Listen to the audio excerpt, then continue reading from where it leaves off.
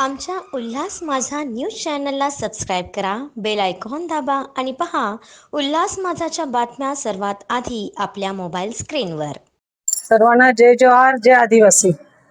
आज कल्याण डोंबिवली महानगरपालिकेत मोठ्या उत्साहात हा जागतिक आदिवासी दिन साजरा करत आहेत। त्यासाठी सगळ्या नागरिकांना, सर्व तमाम जनतेला माझ्याकडून व आमचे 2 नगरसेवक आहेत, नगरसेवक आपले बांगले साहेब, किरण बांगले साहेब, नगरसेविका चितल भंडारी मॅडम, आम्हा तिघांकडून सर्व कल्याण डोंबिवली महानगरपालिकेतील जनतेला जागतिक आदिवासी दिनाच्या खूप साऱ्या शुभेच्छा।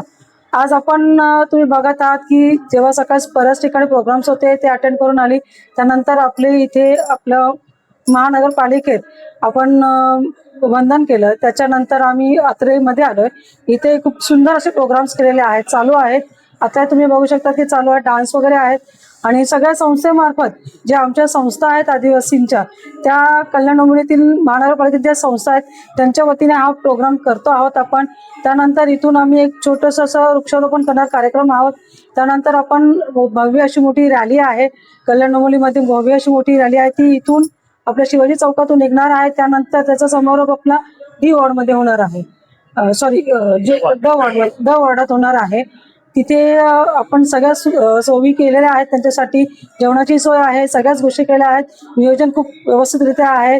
आणि पुन्हा एकदा सांगते, सगळ्यांना खूप साऱ्या शुभेच्छा देते। आणि आमच्या सर्व संस्थेमार्फत असू द्या किंवा आम्हा 3 नगरसेवकांच्या तर्फे असू द्या किंवा माझ्या कल्याण डोंबिवली महानगरपालिकेतील प्रथम नागरिक आहे म्हणून सगळ्या आदिवासी बांधवांना आणि माझ्या सगळ्या जनतेला खूप साऱ्या आदिवासी दिनाच्या शुभेच्छा देते। समाजासाठी भेट म्हणून मी जेव्हा महापौर म्हणून बसली तेव्हा आम्हा 3 नगरसेवकांचं, मी नगरसेवका पहिले झाले, त्यानंतर महापौर झाली, पण त्यांचं एक स्वप्न आणि माझं एक स्वप्न आहे की आमच्या इथे कल्याण डोंबिवली महानगरपालिकेत आणि माझ्या पूर्ण आदिवासी बांधवांचं स्वप्न आहे की इथे एक आदिवासी भवन व्हावं आणि त्यासाठी नक्कीच माझा पाठपुरावा चाललेला आहे। आणि सकाळी जेव्हा कमिशनर साहेबांनी माझं बोलणं चालू होतं की कमिशनर साहेब खूप पॉझिटिव्ह आहे, कारण की तेही धुळ्या ठिकाणी होते काम, ते तिथे प्रतिनिधित्व करत होते आणि त्यांचं असं म्हणत होतं की आदिवासी समाज हा खूप गरीब आणि शांत संयमी असा आहे, त्यांच्यासाठी आपलं जे आदिवासी पाडे वगैरे आहेत इथे आपण त्यांना आता मूलभूत सुखसुविधा देऊ शकतो मॅडम, तर ते आपण नक्कीच देण्याचा प्रयत्न करणार आहोत।